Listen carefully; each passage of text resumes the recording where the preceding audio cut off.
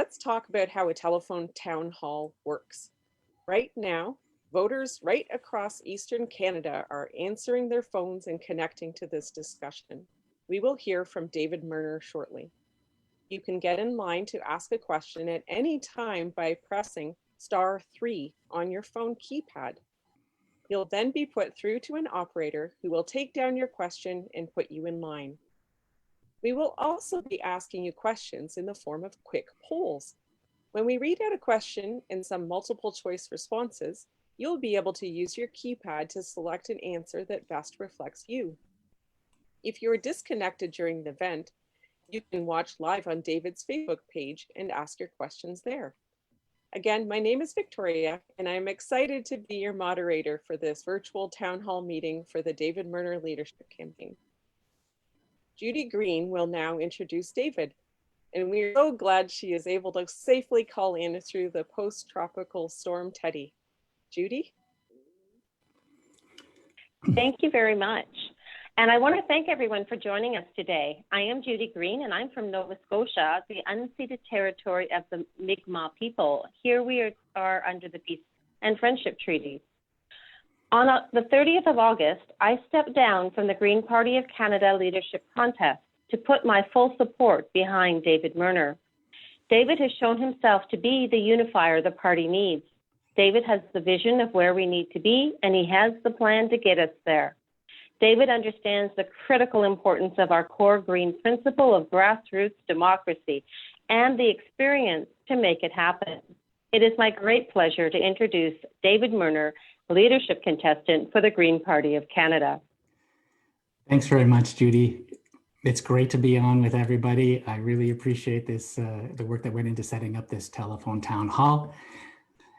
We are really in the final stages of the campaign. The ballots are going out on Saturday afternoon, and we've been campaigning hard. We put out our grassroots renewal plan last week, including, a plan to build EDAs in 338 ridings across Canada.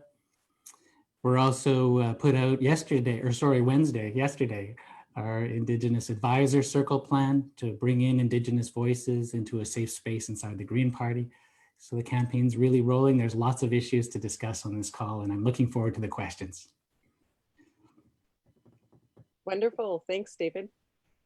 For those of you just joining us, my name is Victoria, and I'm your host for this evening's virtual town hall meeting with David Merner, who is running to be the next leader of the Green Party of Canada.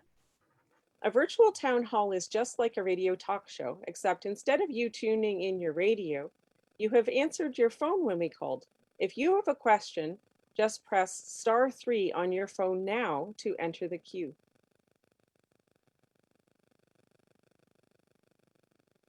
So now I'm just going over to look at our questions, and it looks like we have some questions that have come in from online, from Facebook Live already. So I'm going to start with one of those. How do we propose getting Alberta, BC, and Saskatchewan on side with climate action? It's an interesting one for an Ontario and Eastern Canada debate, but it's an interesting one to start off with. So go ahead, David. Well, as a native Albertan, I love that question. I live in British Columbia on this south end of Vancouver Island here in traditional territory of the Esquimalt, the Songhees, the Wasanic, and the Sauk First Nations. And so this question strikes close to home. I was in Alberta on my cross-country tour. I crossed the country twice, just to the Quebec-New Brunswick border because of the COVID rules. But what I heard in Alberta, Saskatchewan, and big parts of BC is that we need to have a much more positive, constructive message about how we're going to do this transition off fossil fuels and onto renewables.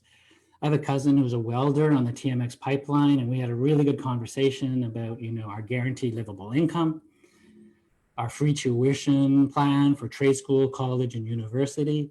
And even though he's doing quite well, he did say he wants his kids to have a different future. And I think many, many Canadians, not just in BC, Alberta, and Saskatchewan, but across the country, are looking for how do we connect up to the global economy? How do we build jobs for the future? And I really believe as a leader of the party, that's something that I have to emphasize is we have a fantastic plan. Thank you, David. I'd like to go to the first telephone question right now. And we have Jonah on the line. So Jonah, would you like to be able to ask David a question?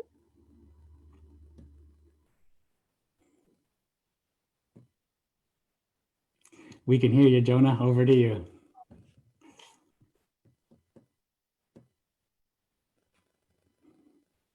Oh, it looks like we're still waiting for Jonah to be able to go.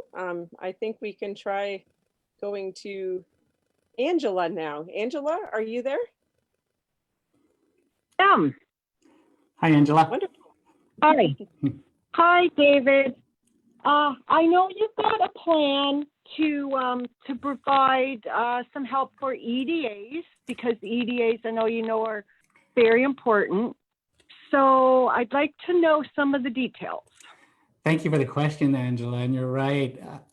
There's a real sense across our country that our EDAs, our electoral district associations in each riding, are not being properly supported. And people feel very isolated. I've talked to so many candidates who said, you know, I came in very excited about being the new Green candidate and found out, oh, there's $40 in the bank. Okay, how many volunteers do we have? And it's 3 or 4. And this is all happening like 3 months before election day. And what we need to do with our EDAs is help them to campaign throughout the period between elections. And that includes putting money into our frontline EDAs so that when they raise funds, it doesn't all go to Ottawa. It's split with Ottawa and with the EDA so they retain their money. We also need a leader who's really out there on the ground, recruiting volunteers, recruiting candidates. And if I'm the leader, I'm going to be having Zoom calls with our riding associations every 2 weeks. The head of our riding association, the chief executive officer, and the nominated candidates, and really focus on building our party from the grassroots up. Wonderful. Thank you, David. We have another online question before we go back to the telephone again. And Michelle was asking, how do we attract First Nations to join the Green Party? Thank you, Michelle, for the question. And it's very timely because yesterday, it seems like weeks ago, but it was only yesterday, we outlined our plan for an Indigenous Advisors Circle to the leader of the Green Party. We have 4 Indigenous people who volunteered to set up, and they're going to set up the circle and recruit other Indigenous people, develop an agenda. You know, I was speaking with Lorraine Reckmans on our press conference, and she was saying we need a review of our policy. We need to make sure that our campaign platform is up to date. And we really need to make sure that we're listening to Indigenous peoples across the country, from coast to coast to coast. And that's what the Indigenous Circle is going to do. They're going to build that for us. And I really think it could have a transformational impact on the Green Party. Wonderful. Thank you, David. I want to remind people to press *3 if they would like to be able to get in the queue to be able to ask the question. And I also want to start with one of our poll questions. We're going to do one of these probably about every 10 minutes through the time that we've got, because we want to make sure that people are able to have their voices heard in one way or another, because we're going to have a lot of questions, we know, and we want to be able to have just everybody be able to punch in something on their telephone to be able to tell us what they're thinking. So let's do a quick poll now. So I'm going to ask a question that has potential answers. So just listen first, then I will read the question and options again, and you can choose by pressing the number for your answer on your phone keypad. Our first question is, what is your #1 policy priority? Press 1 for climate action. Press 2 for guaranteed livable income. Press 3 for proportional representation. Again, that question is, what is your #1 policy priority? Press 1 for climate action. Press 2 for guaranteed livable income. And press 3 for proportional representation. And thanks for participating in the poll. Now we're going to go back to the audio questions that are coming in from people calling in. And we'll go to Madeline, who's calling in right now. Hello. Hi, Madeline. Yeah, hi. I'm here in Nova Scotia, helped Judy with their campaign. But anyway, basically, I wanted to just get your opinion on the speech from the throne today and what struck you as good or bad or whatever. I don't know if you probably Yes, I did hear some of it, maybe. Thanks for calling in from Nova Scotia. I hope the storm hasn't affected you too much. No, it's been pretty good. That's good. We're quite lucky. Yeah. So Teddy was kind of lazy. Lazy Teddy. So Yeah. on the speech from the throne, I appreciate you asking, and you asked for the good and the bad, and I think there were some good things in there. The focus on the situation of women in Canada, not taking women for granted, not taking their roles disproportionately in our country as caregivers. I thought there was a lot of very good rhetoric in there. And I don't want to be mean when I use the word rhetoric, but this leads me to the not so good part of it, is that we've heard a lot of this before from the Trudeau government.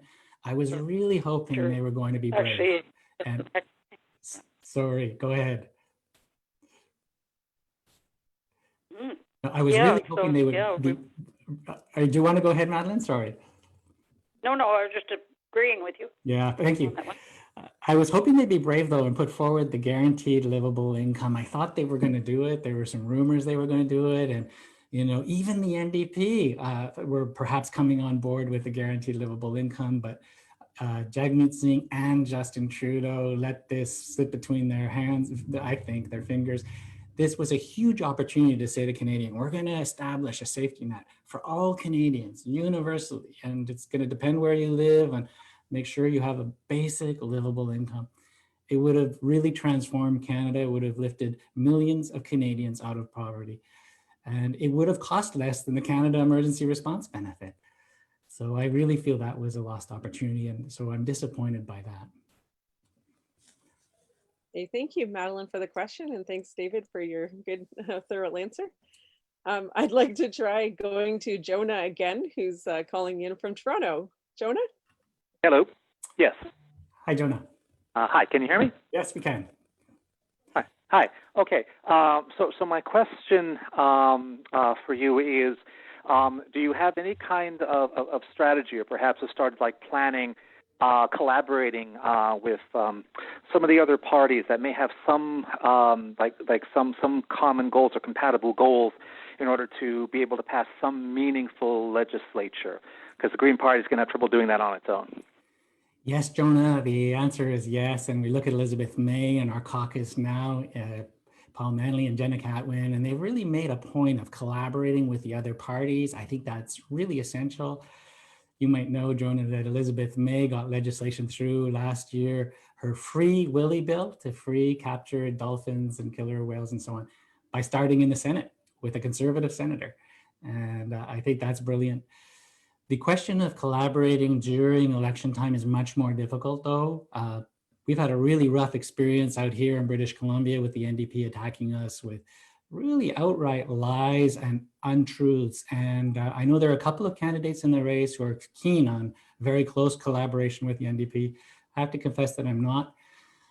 Here we just had this week, John Horgan, the NDP Premier of British Columbia, reneging on the confidence and supply agreement that he signed with the Greens. So my sense is that during elections, it's almost impossible, at least with the NDP. We did have a riding association working with the Liberals in 2015, but that caused a lot of upset too, because Greens in that riding were saying, well, the Green person stepped down, now we don't have anybody to vote for. So it's a really tough one, Jonah, but between elections, I'm a total fan of cooperation. Thanks for the question. Yes, thank you.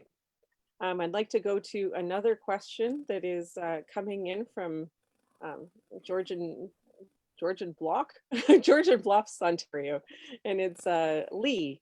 Lee, would you like to go ahead? Hi, thanks for taking my question. I'm wondering if, David, if you agree that supporting small businesses is a path to victory in rural Canada, and by extension, supporting farmers and small farms, especially when it comes to promoting soil health and capturing carbon in the soil. Yeah, Totally agree. And I was talking to Ralph Martin, one of our candidates, the Wellington Halton Hills, about that idea. He's a former professor at the University of Guelph Agriculture School, and he was saying, you know, that carbon capture through regenerative agriculture has got to be a priority for us.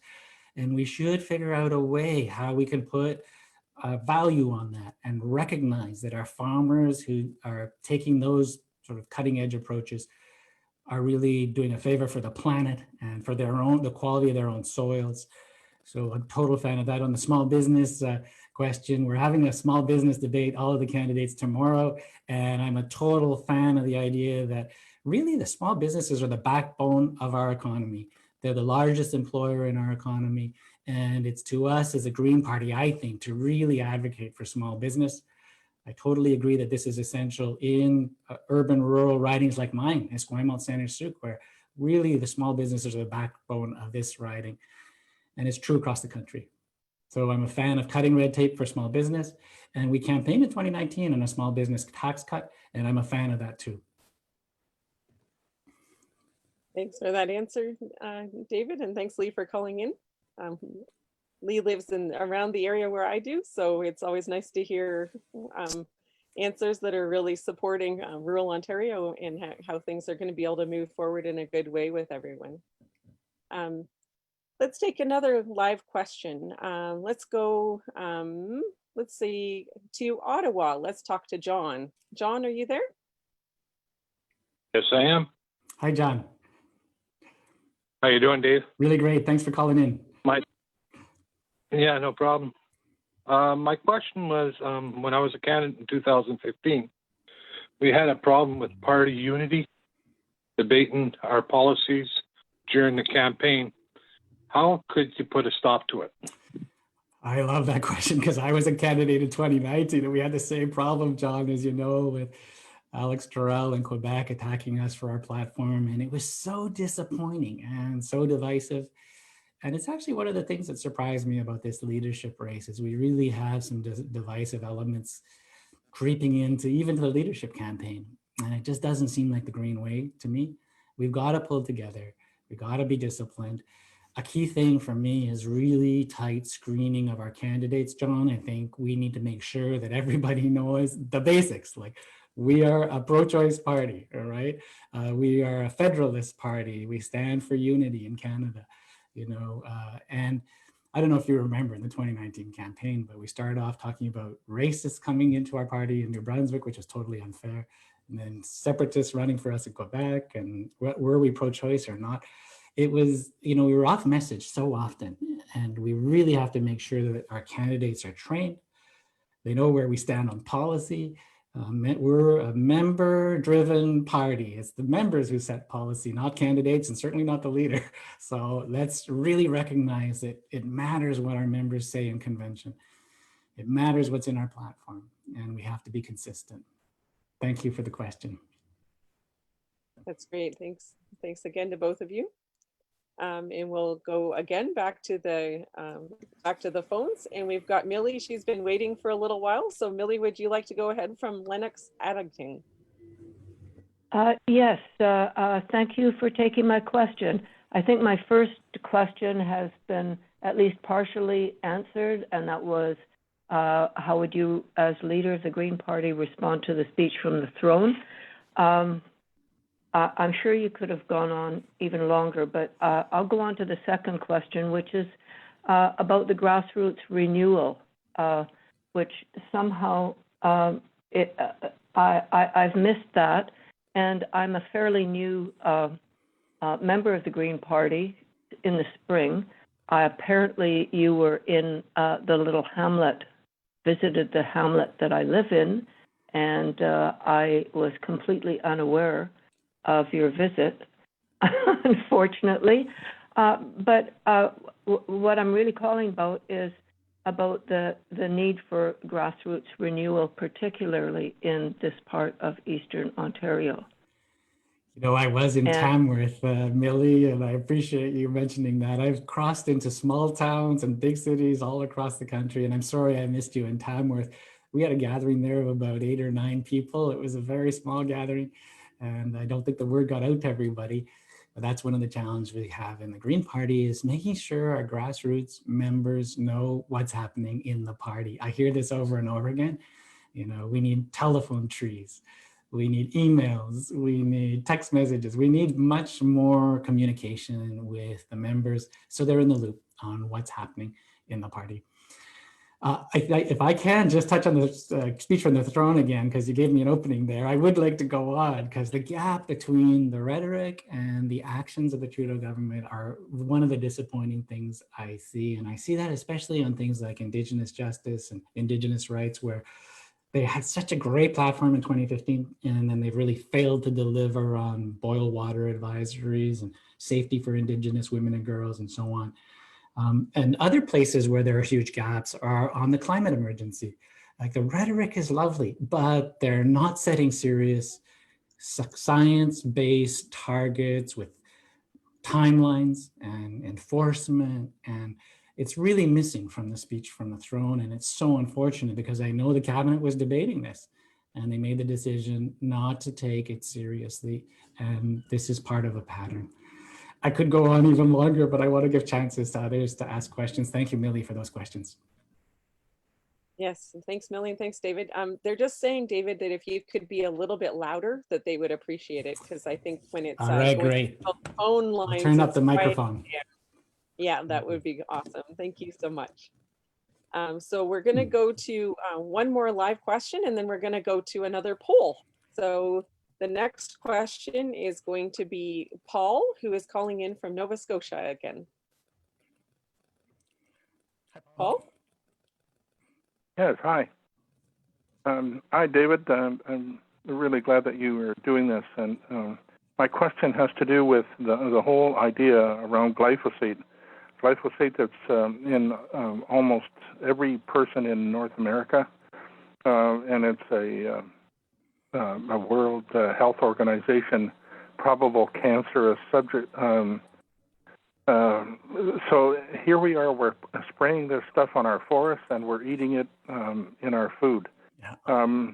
And I would really like to see or hear what we're going to do in the future as a Green Party about this issue. Thank you for asking the question, Paul. It comes up a lot. People are outraged that we're not listening to the science around the health impacts of glyphosate. And, you know, I think especially the spraying in the forest and the runoff into our waters, rivers, streams, and into our aquifers, it's just a real public health issue. And one of the things we need to do for Canadians is show the linkages between spraying and the health impacts. And I'm really a fan of taking a much harder line in terms of a legislated ban. And I think that's what we should be campaigning on in the next campaign. People say, well, you know, this has some real impacts on farmers and so on, but let's look at the alternatives. And there are alternatives out there that are much safer and better for human health. Thanks, Paul. And thanks again, David. I just want to remind people that are calling in that you can press *3 if you want to get in the lineup to be able to ask a question. And I'm going to go to our second poll question. So it is electing more Greens to Parliament important to you? Press yes, press 1 for yes, press 2 for no, press 3 for unsure. Again, that question is electing more Greens to Parliament important to you? Press 1 for yes, press 2 for no, press 3 for unsure. And now we're going to go back to the phones. So David, you get to ask some more tough questions. So I'm going to go to Nicoletta calling from Halifax. Nicoletta? Hi. My question is, when I think of one thing I associate with your candidacy, it's often that you say we should both prioritize the economy and the environment. And I'm wondering, and I often hear that from the Liberal Party as well, for example. I'm wondering for you, how would you plan on prioritizing the economy without, in the end, not prioritizing the environment? Great question. What we have to do is, I think, transition off fossil fuels and use our economic plan to do that. So you're getting a 2-for-1 deal there. And here's how it would work. We would create the largest job creation program in Canadian history. It would be larger than the East-West Transcontinental Railway, and it would be all about electrifying Canadians in more ways than one. But I'd love to see us do an east, west, north electrical grid, seriously.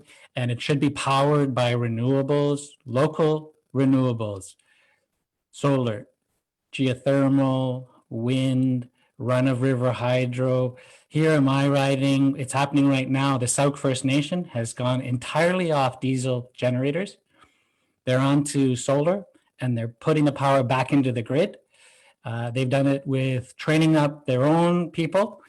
And now Sauk First Nations residents are all going around the country helping other First Nations get off generators that are powered by diesel fuel. So I see this as a perfect example. It's happening in my own riding. And it can happen nationally if we have the political will to make it happen. It's not about engineering. It's not about science. It's all clear. It can be done. And I think that that would be the fastest way of getting us off fossil fuels. It could be the biggest impact we could have, is to electrify Canadians from coast to coast to coast. And so that's just one example of how I can see us building our economy in a way that really works for all Canadians and for the planet. Wonderful. Thanks again, David. And thanks for that question. We're going to go to an online question that's coming in from our Facebook Live now. So we have a question from Trevor. He said, there is a lot of talk in this election around left and centrist candidates. What are your thoughts on being labeled a centrist? How do you counter those that say the Green Party needs someone with a vision and a centrist leader and party cannot deliver this? I'm taking it as a compliment. There have been lots of sort of attacks lately. I think stress is getting to a lot of the candidates, and I'm trying to be really positive, never say a bad thing. And so I take it as a compliment because it's true. And the last question kind of indicated this, is that I see good in every single one of the candidates. Like even the socialist and the eco-socialist candidates who some say are way out there, you know, I think their analysis of modern capitalism has a lot of truth to it. We can't have constant growth, materialistic capitalism on a finite planet. It just doesn't add up. The numbers don't add up. But I really have concerns about their rhetoric. I have concerns about their expropriation ideas. I think those kinds of things will alienate Canadians, and we will lose votes and lose seats that we would otherwise win. And it's not just about losing seats. It's about, you know, how do we build our party in a way that recognizes the diversity of viewpoints? And some people call that centrist. Well, I take it as a compliment. Diversity is one of our 6 core values. Let's respect the full diversity of our, you know, of our party, from red Tories to Marxist-Leninists. I have one supporting me here in BC because I listen and I appreciate the fine points. We argue on the points we disagree on. We try and come to consensus. And I really do see this labeling as getting in the way of practical solutions to Canadians, which is what the Green Party has always been about. And let's focus on practical solutions and get away from the labels and the ideology and that kind of stuff. Great, wonderful question, and another great answer, David. I'm like your cheerleading squad for the evening. So I'd like to go to a different kind of question coming from Toronto, from Gary. Gary, would you like to be able to ask one? Yes, hi, David. How are you? Hi, Gary. Thanks for coming on. Hello. You're welcome. Thank you for doing this. I'd like to just raise the kind of elephant in the room issue of policing in this country. Seems to me that all over the country, in major cities especially, police are draining budgets, and more is going to them and less to basic things like school and whatnot. On top of that, there's an extreme abuse of power in many ways. And there's been, I know of several $1 million studies done that very politely let them know that there's a huge problem in policing culture with abuse and self-serving things and impossible to sort of hold a policeman accountable because of all the special laws around trying to prosecute them, and so on. It seems to me that the federal government must like it that way because it's been an obvious problem for decades, and it's in the city of Toronto, it's literally draining our budget. So I'd like to know if the Greens have a position on that that's a bit better than shrugging and looking the other way. Thank you for that question, and the answer is yes. And it's a strong point of debate in our leadership campaign. And what I bring to that question is 28 years working in the justice system. The last 10 years were pretty much focused entirely on how do we transform the justice system. Our system discriminates against marginalized people in a systematic way. Black, Indigenous, people of color, all folks who are homeless and dealing with addictions and poverty. Our justice system really systematically discriminates against these folks. And so in the last 10 years, I had a chance to work on these things. One of the best stories is around the assertive community treatment teams here in Victoria, which are led by social workers, psychiatric nurses, people who really know the community here of homeless people, of addicted people, and so on. And they treat them as human beings. They don't treat them as files or as problem people. And the police are there, but they're in the back. It's only if there's real threat to life or limb that they get involved. There's a great study, if you're interested in Googling it, by the University of Victoria on the pros and cons of police involvement in these teams. And we really need to figure out how we get away from this militarized police model. I live in Saanich, and they have a light armored vehicle. And you think, what are the police doing with light armored vehicles? This is so crazy. And so we do need a shift in police culture. And I've been working on this for years. I actually started as a justice lawyer, Department of Justice lawyer, working on dispute resolution projects with many different agencies in Ottawa, including the RCMP. It went nowhere with the RCMP. And I'm glad to see that the commissioner of the RCMP has recognized that systemic racism is a problem in the RCMP, an ongoing problem. And these are the things we need to fix by recognizing it, speaking out about it, and putting forward practical plans like the ACT teams on how to fix it. Thanks for the question. Great. I'd like to remind everyone that if you want to get into the queue for asking a question, you press *3 on your phone, and then that will take you to an operator. And I'm going to give David a quick break for a drink, and we're going to go to our third question on the poll.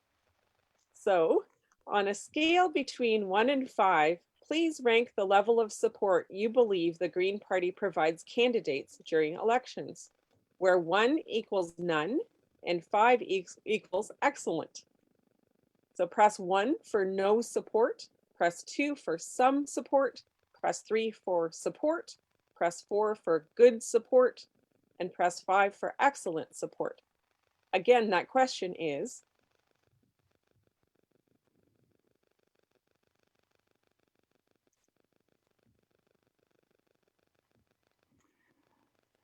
I'm afraid you might be losing your contact there, Victoria. Maybe I'll jump in and just say the question is about how much support the Green Party offers to electoral district associations on the front lines. And the scale goes from 0 to no support. 1 is some support. 2 is, I hope I'm getting this right.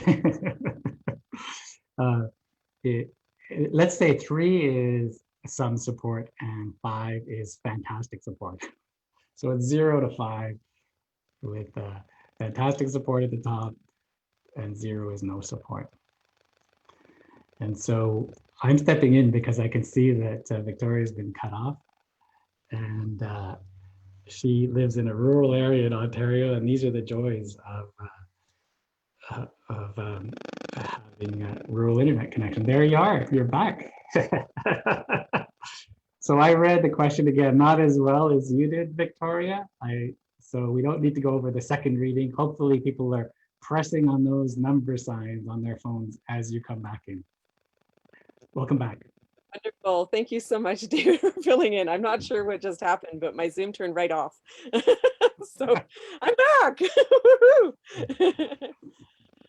So we would love to be able to go back to the live phones and take some more questions from people. So I see that there's one from Barry that's up there, from Martin. He's been waiting for quite a while. So Martin, would you like to ask the question?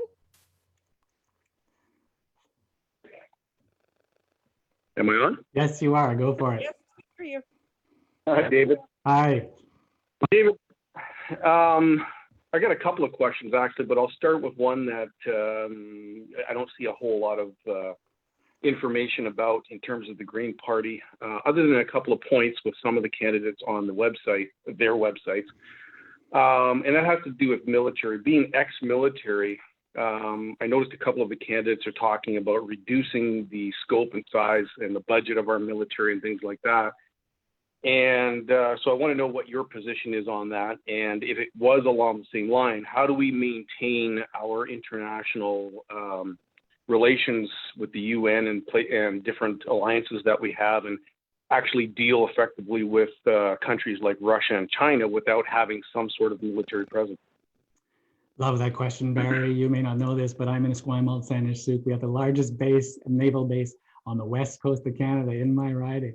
And so I've knocked on literally thousands of base housing doors. I've talked to hundreds and hundreds of military personnel. And, you know, I'm really amazed that I'd say that a vast majority of people under 40 in the military are actually Greens.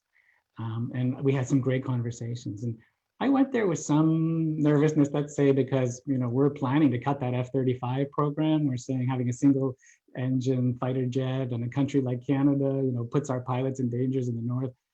And it's the wrong kind of jet for us. It's designed to attack foreign tanks, you know, it just doesn't make sense. And it's a hugely expensive program.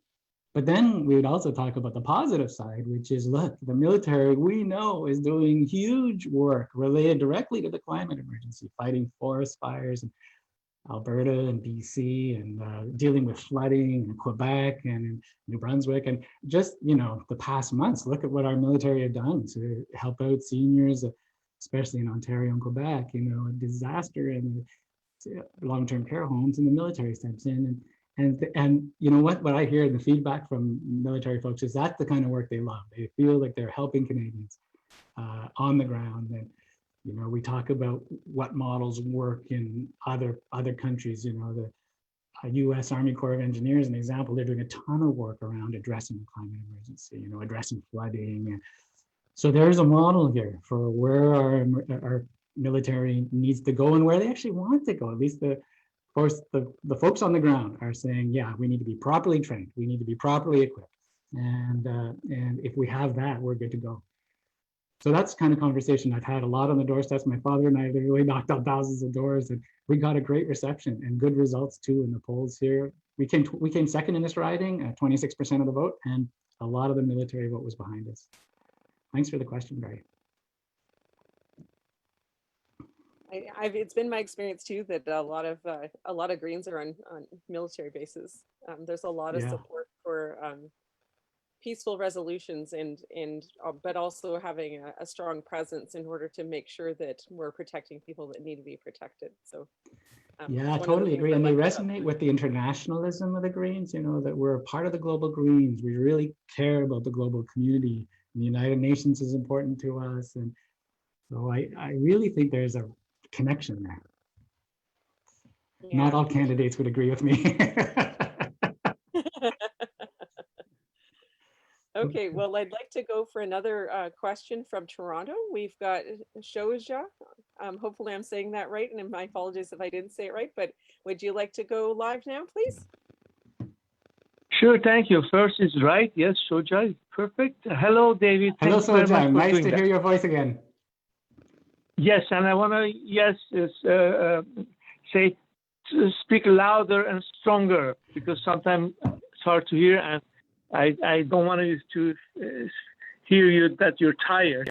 I know you like to answer all the questions. Anyway, my question is very practical. When are we going to vote, and how are we going to vote? I'm a bit worried about that. I'm not following exactly. Can you tell us about this? Yeah, Thank you, that's David. such an important question. By the Everybody way, needs to hear David this. is of course, I'm a strong supporter of David.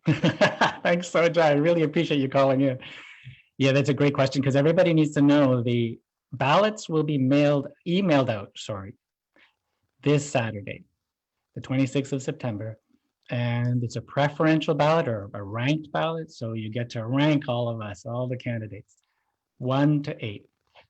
And I hope you rank everybody because, it's important to rank everybody in my view, because if you don't, you might get stuck with somebody you don't want as the leader of the Green Party.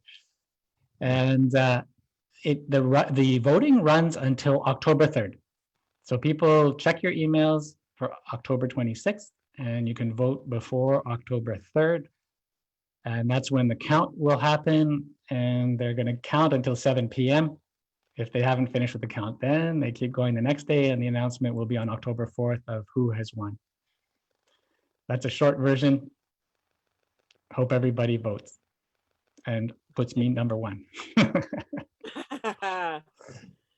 It's important to ask for the vote, David. Good for you. Yes, it is. It's really important. It's like on the Okay. doorstep. We have to ask for the number 1 vote. And if you don't put me number 1, then certainly put me number 2, please.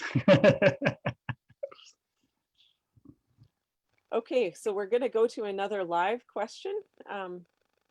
Looks like, well, it's moving around, but I think we'll go to Ross next. Ross, are you there? Yes, I'm here. Hi, Ross. Hi, David. How are you? Good. Thanks for coming on the show. Thank you. I'm a new Green member. I just joined late last month or early this month. I can't remember when now. But anyway, the speech from the throne today, being a senior, they only mentioned seniors from 75 and up. So my question would be, what would you do for the people in the age group from 60 to 75? I would make sure that age group is covered by a guaranteed livable income. So every senior knows they have a universal safety net, and they will never fall below the safety net, no matter where they live in Canada. And I think it's such a lost opportunity for the Liberals not to put that in their next budget. And it's really disappointing that Jagmeet Singh, who seemed to be open to the idea, has now backed away, possibly because of pressures from the public service unions and they're worried about losing jobs. But I really believe a guaranteed livable income can be brought in without killing public service jobs. And it would be much more universal, much more dependable. It would be adjusted to the cost of living depending on where you live. And I think the solution is much cheaper than the CERB. It's been costed by the parliamentary budget officer. So I really think it's the way to go. And I'm very sorry the Liberals missed this opportunity in the throne speech. Thanks again. We've only going to have time for a few more questions, and we've got one that's come in that needs for me to read it. So I'm going to take the question from Judy. I am afraid the party is going to socialist. I would like to see, I'm sorry, the question just disappeared on me. I can answer the first half. I'd like to see encouragement for people to solve their own problems. How do you plan to foster such an environment without resorting to handing out free money? I appreciate the question, and it's so important that we not be seen as a party of ideology, a socialist party or eco-socialist or conservative or anything else. What we should be is an evidence-based party. We should look at where are the solutions being found around the world? Where are the best solutions? And on the idea of free money specifically, if you look at Finland, if you look at the experiment in Ontario and in Manitoba, we know that a guaranteed livable income works really well. And it's not about people just receiving money and then sitting back and not going to work. The data is very clear, especially from the biggest project, Finland's 2-year guaranteed livable income project, that people use the money to stabilize their lives and get into the workforce, find better jobs, upgrade their education, and get back to work. And the data is really clear. Even in the United States, there's a couple of Harvard study and Yale study recently that looked at their emergency benefits program in the States. And it's the same thing down there. It's not killing jobs. It's not keeping people out of the workforce. So let's look at the best evidence. Let's look at the programs around the world that have worked. And guaranteed livable income has worked. The evidence is clear, and I'm a real fan of that idea. Great. Thanks, David. So we're going to move to another live question. Someone's calling in from Vancouver asking about the other coast. So we've got Adrian on the line. Would you like to go ahead, Adrian? Hi, yeah. Nice to speak with you, David. I just got to say that this is a great idea and super easy to get in here. Thanks, Adrian. So I appreciate you doing this. My question is just about your stance on the situation that's going on currently in Nova Scotia with the Micmac people and just kind of the blockade, the fishing blockade that's happening there. Yeah, I see that as a real tragedy, and it's related to government inaction. You probably know this, Adrian, already, but 21 years ago, the Supreme Court of Canada issued the Marshall decision, and they recognized Indigenous treaty rights to food fishery. And they said that the federal government needed to come up with a plan, a conservation plan, and the federal government has failed to do that. So instead, the Indigenous communities there, the First Nations there, self-governing entities, came up with their own plan, which respected conservation values and so on. And now they're fishing under that program. They have 250 traps out, 5 to 7 boats. And you compare this to the hundreds of thousands of traps that Clearwater has out there in those waters, and it's totally sustainable. And I just think it's a shame. And this is what happened with the Wet'suwet'en too here in our province, Adrian. I actually was a young articling student in Vancouver, went down to hear that court case in 1990, went all the way to the Supreme Court. The Supreme Court was clear. You have to negotiate with the hereditary chiefs on sorting out, this Aboriginal title issue. And that hasn't happened either. And that's why we got the blockades earlier this year. Indigenous people are going to take action if our governance continue to treat these Aboriginal rights, these Indigenous rights, and their constitutional rights, fundamental to our Constitution. If they don't treat them seriously, then we're going to have to live with the consequences of unilateral action. And it's really an indication that the federal and provincial governments across Canada have to get our act together. And that's how I see it. Wonderful. And thank you again, both for the question and for the answer, David. I'm going to move back to taking a live question. It's going to be Jesse calling in from Ottawa. Welcome to the show, Jesse. Hi, thank you for taking my question today. What I wanted to ask about was, I think one of the big issues holding the Green Party back is that we don't get enough recognition because a lot of times with our current system, the votes don't really count in first past the post. So what I wanted to ask was, David, what can you do to help put pressure on the two main parties to see that we can put through electoral reform? Great question. This is near and dear to my heart because I worked for Fair Vote Canada as a volunteer on their board of directors for 7 years, member at large, secretary, vice chair, and it's really near and dear to my heart ever since I was a university student studying political science at the University of Alberta. Our system is very unfair. We got 6% of the vote last time in 3 seats. The Bloc got 7% of the vote in 32 seats. I mean, it's so unfair. And it helps the separatist parties too. You just say, this should not be the way we elect our MPs in Canada. Having said that, I would say we need to campaign in the next campaign on proportional representation as one of our top 3 priorities. If we form the balance of power, we should make, number 1, the climate emergency, a clear time-limited climate action plan with penalties and consequences if you don't meet those targets. That should be our number 1. Second, I think guaranteed livable income should be our second priority. And third should be proportional representation in these negotiations with a larger party that wants to form a government with us. But it's key for us to actually win seats. We need to get up around 12, 15, 20 seats if we really want to have power in Ottawa, and if we want to make any of these ideas a reality in Canadian politics and in Canadian government. And it's so important for us to win these seats, to be organized on the ground, to have a leader who's credible, perfectly bilingual. If we choose the wrong leader in this leadership race, I'm afraid we're going to let this slip through our fingers. So to make proportional representation happen, it's about choosing the right leader, somebody who's credible, who can win seats in both official languages in all parts of our country.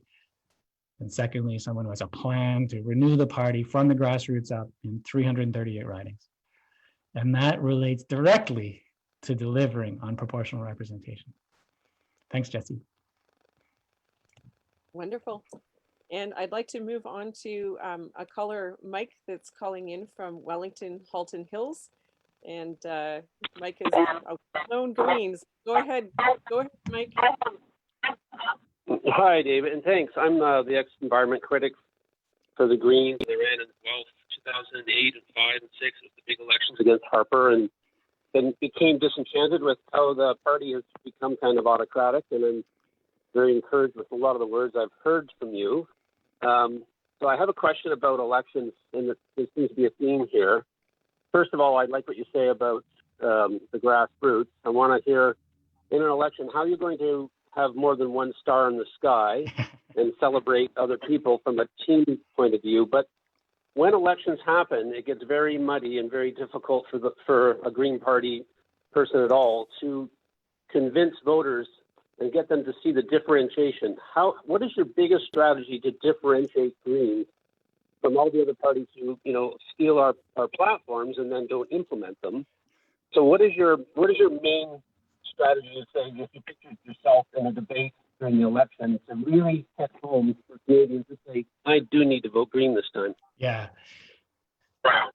Thank you, Mike. I campaigned in Guelph for Mike Schreiner last time, and we knocked on doors for 2 weeks, and I know exactly what you've been through. And thank you for your service as a candidate and for building for us, because that's how we win, is by building election after election.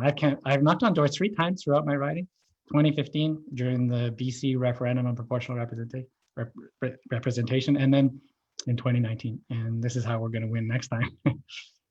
But to answer your question more directly, I am a total fan of grassroots democracy, but I'm also somebody who really listens, and I don't need to be center stage and be the star of the show all the time. My analogy is I'm happy to be the drummer at the back and make sure everybody stays on beat. We could have a lead guitarist and the lead singer up there performing under the spotlight, but if they're not on beat, then I'm going to call them to account in a very nice way, of course, but also a very firm way. So we need to take our messaging seriously. We need to be disciplined. We need to know what the policy is and stick to it. And it's critical for a competent political party to have trained candidates, trained volunteers, to have people who understand what our key policies are and where the lines are. And if we don't have that in the party, which really is a problem for us, we lost 21 candidates in the last campaign. People don't know this. From problems with screening, people going off message and all this. We've got to be competent on the ground. And we have to start in 338 ridings. So we create a national buzz around, hey, the Greens are growing, they're rolling. Look at them in France and Europe, and look at them in PEI and New Brunswick, they grew the vote up to 15%. So we need to create the sense of movement. And I do think we need to target our resources in places like Guelph. But between elections, we need 338 competent riding associations that are empowered by the leadership and where the leader plays a role. I'm the only candidate in this race who's crossed the Canada twice and listened to people, listened to the deep dismay of, boy, I was in a meeting in Montreal. I've never heard a group of 50 candidates and campaign managers so angry at our last campaign, saying, we have to have a fully bilingual leader. We have to find a leader who's on board, who's speaking in English and French. We can't have signs delivered to us only in English. So it's about competence. It's about a leader who projects competence, who can win debates in both official languages, and then who can work really, really hard. If you want to see my archive, davidmerner.com, click on events, go to the archive. You'll see nobody else has been across the country, stopping at 150 different places. during this campaign. And that's how I intend to campaign as a leader. Sorry, that was a bit of a rant. Great website plug, though. I liked that. I liked that in there. We're going to try to do 2 more questions, David, but you have to be really quick, okay? So the I'll be first really one brief. is a big one. It's from Sam. He says, as an 18-year-old who just joined the party, what is the main difference from your platform and Dimitri's? Why should I vote for you over him? Thank you for the question. And the thing I offer is deep respect for diversity of opinions. Dimitri's clearly campaigning on an eco-socialist platform, and he's saying we need to adopt his platform. And I'm saying we need to respect the full diversity of Canada and the full diversity of viewpoints in our party.